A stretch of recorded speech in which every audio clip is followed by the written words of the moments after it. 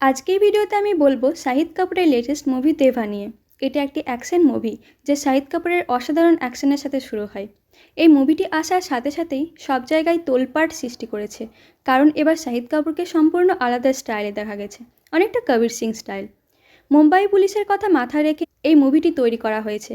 তাহলে গল্পটি শুরু করা যাক। Welcome back to my channel Filmophile arena.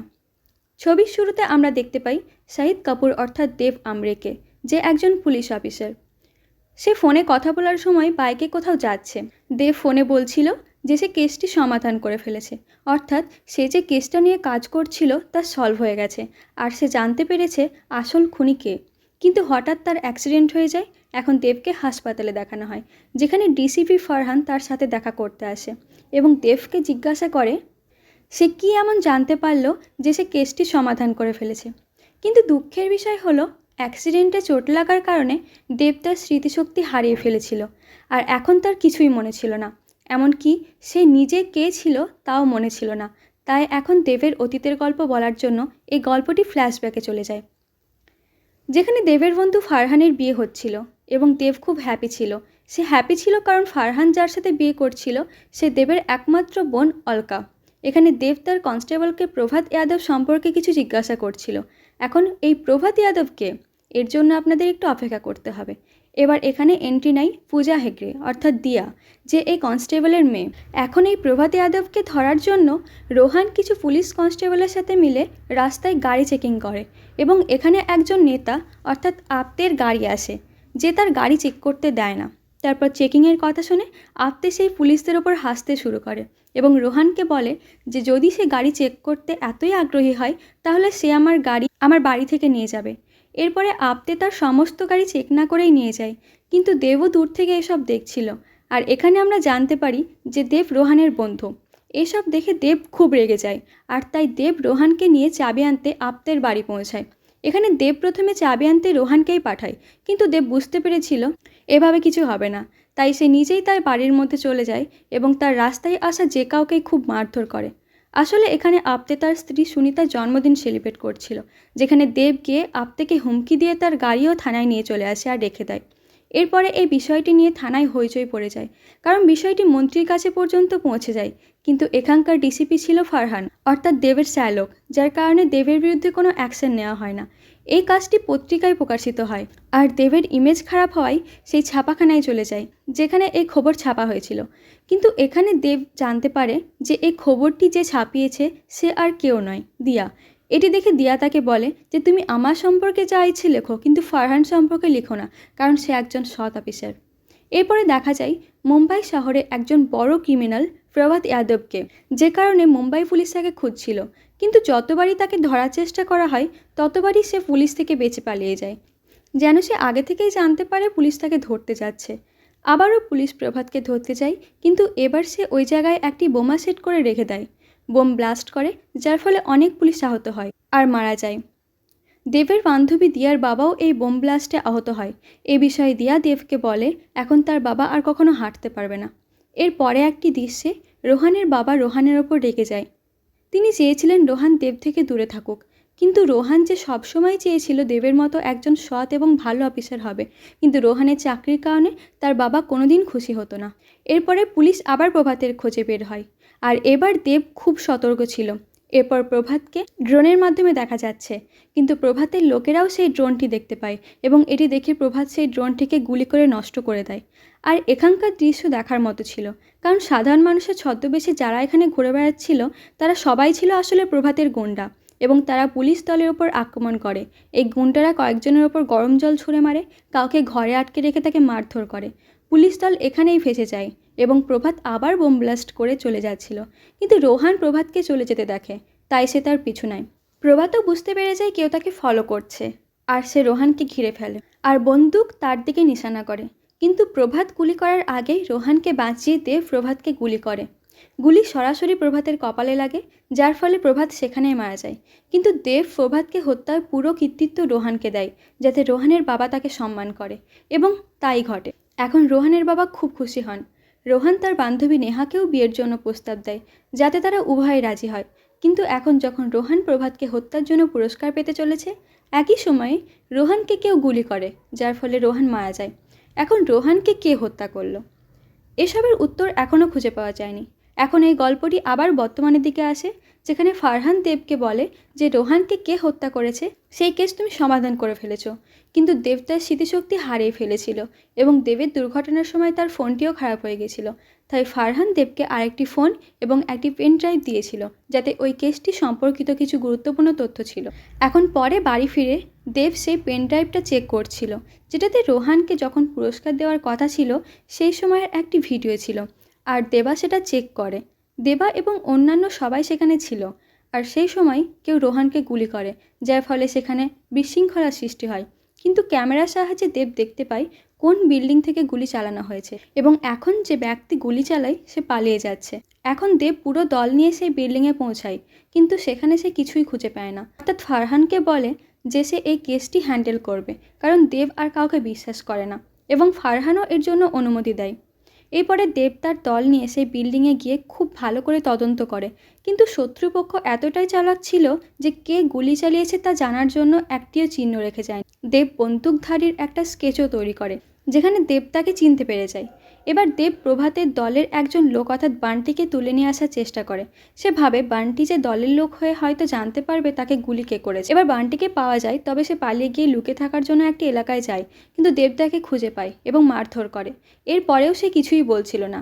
একই সাথে পুলিশ আরেকটি সূত্র পায়, তাই এখন বান্টিকে পুলিশ ধরে নিয়ে যায় এবং দেব সেই সূত্রে জায়গায় পৌঁছায়। এখানে একজন আন্টি বলেন যে যেদিন সেই পুলিশকে অর্থাৎ রোহানকে হত্যা করা হয়েছিল সেদিনই তিনি তার জায়গায় একটি সবুজ এসইউভি গাড়ি দেখেছিল, কারণ এখানে পার্কিং করার জায়গা নেই। তাই তিনি বুঝতে পেরেছিলেন যে কিছু একটা গণ্ডগোল হয়েছে, কিন্তু এতেও দেব খুব বেশি তথ্য পায় না।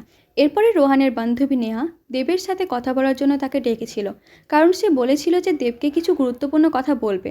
কিন্তু দেব তখন আপ্তের র্যালিতে যায় এবং তাকে বিরক্ত করে, কারণ সাসপেক্ট লিস্টে থাকা সবুজ রঙের এসইউভিটি কেবল আপ্তের গাড়ি ছিল। এই বিষয়ে দেবের শ্যালক অর্থাৎ ফারহান দেবের উপর রেগে যায়, কারণ এখনও পর্যন্ত কোনো সূত্র পাওয়া যায়নি এবং তার উপরে দেব মিডিয়ার সামনে এই ধরনের খারাপ আচরণ করেছিল। এরপরে সেই মুহূর্ত দেখানো হয় যখন দেব বাইকে দুর্ঘটনার শিকার হয়, যার ফলে তার স্মৃতিশক্তি হারিয়ে যায়। এখন ফারহান দেবকে বলে যে দেব কেসটি সমাধান করে এবং খুনির নামও জানতে পারে, কিন্তু দুর্ঘটনার আগে দেব কোথায় গেছিল যার কারণে সে এই সমস্ত কিছু জানতো। কিন্তু দেব এখনও কিছুই মনে করতে পারছিল না। কিন্তু এখন ফারহান চলে যাওয়ার পর দেব আক্রমণের শিকার হয়, যেখানে গুন্ডারা তাকে হত্যা করার জন্য একের পর এক হামলা করে, কিন্তু দেব তাদের সবাইকে সামলে নেয়। কিন্তু দেবের এখনও কিছু মনে নেই, তাই সে ডাক্তারের কাছে যায় এবং জিজ্ঞাসা করে যে তার স্মৃতি ফেরত আসতে আর কতদিন লাগবে। কিন্তু ডাক্তার বলে এরকম সময় বলে দেওয়া সম্ভব নয়, যে কারণে দেব ফিরে আসে আর আবার তার কাজে ব্যস্ত হয়ে পড়ে। এখানে দেব পুলিশ বিভাগ থেকে জানতে পারে যে বিল্ডিংয়ে দুর্ঘটনার দিনের ফুটেজে বান্টিকে দেখা যাচ্ছে, কিন্তু বান্টি এখনও পলাতক এবং এরপরে দেব বুঝতে পারে কি করবে। সে দুর্ঘটনার সময় ভেঙে যাওয়া ফোনটিও ঠিক করে। এই ফোন থেকে দেব জানতে পারে যে দেব এবং দিয়ার বিয়ের কথা হচ্ছিল, তাই দেব দিয়ার সাথে দেখা করতে চায়। কিন্তু এখানে দেব আবার সেই সবুজ রঙের গাড়িটি দেখতে পায়। সে গাড়িটির দিকে তাকায়, যার ফলে দেব কিছু জিনিস বুঝতে পারে। আসলে যখন নীল গাড়িতে হলুদ আলো পড়ে তখন সেই গাড়িটি সবুজ রঙের মতো দেখায়, যার ফলে তারা এখনও ভুল গাড়ি খুঁজছিল। এই সমস্ত বিভ্রান্তি ঘটেছিল সেই বৃদ্ধ মহিলার কারণে, যিনি নীল গাড়িটিকে সবুজ বলেছিল। আমি আপনাদের আরও একটি বিশেষ কথা বলি যে এখনও পর্যন্ত ডাক্তার এবং ফারহান কেউ দেবের স্মৃতিশক্তি হারানো সম্পর্কে জানতো না। রোহানের মৃত্যুর পর এখন 1 বছর কেটে গেছে এবং রোহানের মৃত্যুবার্ষিকীতে দেবও সেখানে যায়। এখন এখানে রোহানের বান্ধবী দেবকে বলে যে দুর্ঘটনার আগে কি ঘটেছিল তা তুমি কাউকে বলনি, তার জন্য ধন্যবাদ। এবং পরে একই জিনিস জানতে দেব রোহানের বান্ধবী নেহাকে তার সাথে দেখা করতে বলে। এখানে দেব নেহার ফোন চেক করার সময় তার ফোনে একটি ভিডিও দেখে, যেখানে রোহান তার মৃত্যুর আগে নেহাকে দেবের সম্পর্কে কিছু বলেছিল, যে দেব আমার ছোটোবেলার বন্ধু, তার চেয়ে ভালো আর কোনো অফিসার নেই এবং আমি যে পুরস্কার পেয়েছি তা আমার নয়, দেবের অধিকার, কারণ সে প্রভাতকে মেরেছে। রোহান সেই অনুষ্ঠানেও এই সমস্ত কথা বলতে চাচ্ছিল, কিন্তু পুরো কথা বলার আগেই তাকে কেউ হত্যা করে। আসলে প্রভাতের মৃত্যুর পর রোহানকে যে পুরস্কারটি দেওয়া হয়েছিল তা ফেরত নেওয়া হতো যদি সবাই এই ভিডিওটি সম্পর্কে জানতে পারত যে প্রভাত রোহান নয় বরং দেব হত্যা করেছে। তাই নেহা দেবকে বলেছিল যে দুর্ঘটনার আগে কী ঘটেছিল তা তুমি কাউকে বলো না। এরপরে একজন শ্যুটারকে ডাকা হয় যাতে সে রোহান হত্যা মামলা সমাধানে সাহায্য করতে পারে। এই শ্যুটার আবার যখন রোহানের ভিডিওটি দেখে তখন সে বলে যে রোহান যখন একটি ফাঁকা জায়গায় ক্লিন শট ছিল তখন শ্যুটার কেন রোহানকে গুলি করেনি। তখন এই লোকেরা সেই বিল্ডিংয়েও যায় যেখানে দেব শ্যুটারকে দেখেছিল। কিন্তু এখানে এই শ্যুটার বলে যে এত দূর থেকে কাউকে গুলি করা যায় না, কারণ জোরে হাওয়া দেওয়ার ফলে গুলি লক্ষ্যে পৌঁছাতো না। আমি যদি হতাম তাহলে আমি ওই সামনের বিল্ডিং থেকে গুলি করতাম। দলটি সেই বিল্ডিংয়েও যায় যেখানে শ্যুটার বলে যে এটি গুলি করার জন্য একটি উপযুক্ত জায়গা, এবং এটিও জানা যায় যে শ্যুটার দূর থেকে টাইমার বন্দুক অর্থাৎ মোবাইল ব্যবহার করে রোহানকে গুলি করেছিল। গুলি চালানোর সময় শ্যুটারের সেখানে দাঁড়িয়ে থাকার কোনো প্রয়োজন ছিল না। এখন মামলায় এত সময় কেটে গেছে যে দেবকে এই মামলা থেকে সরিয়ে নেওয়া হয়েছে, কারণ দেবের দলও জানতে পেরেছে যে সে তার স্মৃতিশক্তি হারিয়ে ফেলেছে, যার কারণে সে এই কেসটি হ্যান্ডেল করতে পারছে না। এখন দেব ফোনে জানতে পারে যে সে যে গাড়িটি খুঁজছিল তা রোহানের হত্যার সময় পর্যন্ত থানায় ছিল, কিন্তু কেউ গাড়িটি চুরি করে তারপর ব্যবহার করে গাড়িটি নষ্ট করে দেয়। মামলা থেকে সরানোর পর দেব আবার মামলার সাথে সম্পর্কিত সমস্ত ফাইল চেক করে দেখে, এবং এখন সম্ভবত দেব অনেক কিছু বুঝতে পেরেছে যে পুলিশ দলে বুল নামে একজন লোক ছিল যে প্রভাতকে টিপস দিত, যার কারণে সে বরাবর বেঁচে যেত।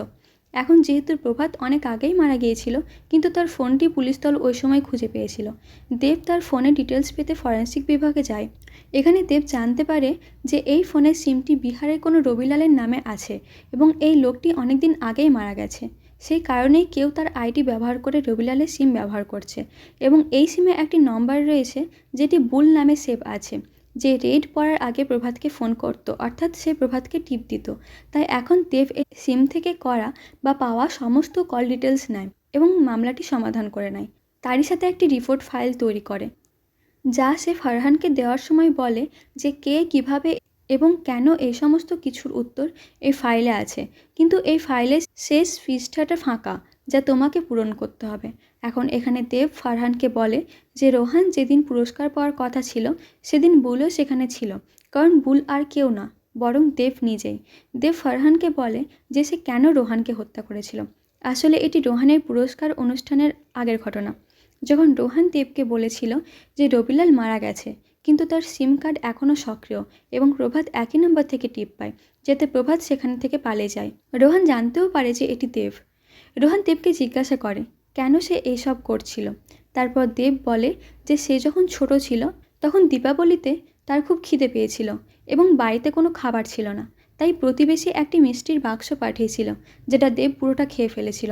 কিন্তু একই দিনে দেবের বাবাও খুব ক্ষুধার্ত ছিল এবং সে জানতে পারে যে দেব সমস্ত মিষ্টি খেয়ে ফেলেছে। তখন সে দেবের পা ভেঙে দেয় এবং সেই সময় প্রভাত হাসপাতালের বিল মিটিয়ে দেয়। সেই থেকে দেব প্রভাতের জন্য কাজ শুরু করে। এখানে দেব রোহানের কাছে আরেকটি সুযোগ চায় যাতে সে তার ভুল সংশোধন করে দিয়াকে বিয়ে করতে পারে, কিন্তু রোহান দেবকে দ্বিতীয় সুযোগ দেয়নি, কারণ এখন রোহান দেবকে সবার সামনে ফাঁস করে দিতে যাচ্ছিল, এবং সেই কারণেই দেব অর্থাৎ বুল রোহানকে হত্যা করার জন্য টাইমার বন্দুক সেট করেছিল, এবং পুরস্কার দেওয়ার দিনই দেব রোহানকে রিমোট বন্দুক দিয়ে গুলি করে। তারপর এখন কি হলো যে খুনি ধরা পড়ে গেল, তাই জেলে যাওয়ার আগে দেব তার বান্ধবী দিয়ার সাথে দেখা করতে চেয়েছিল, কিন্তু এখন হয়তো সেও দেবকে বিয়ে করার সিদ্ধান্ত পরিবর্তন করেছে।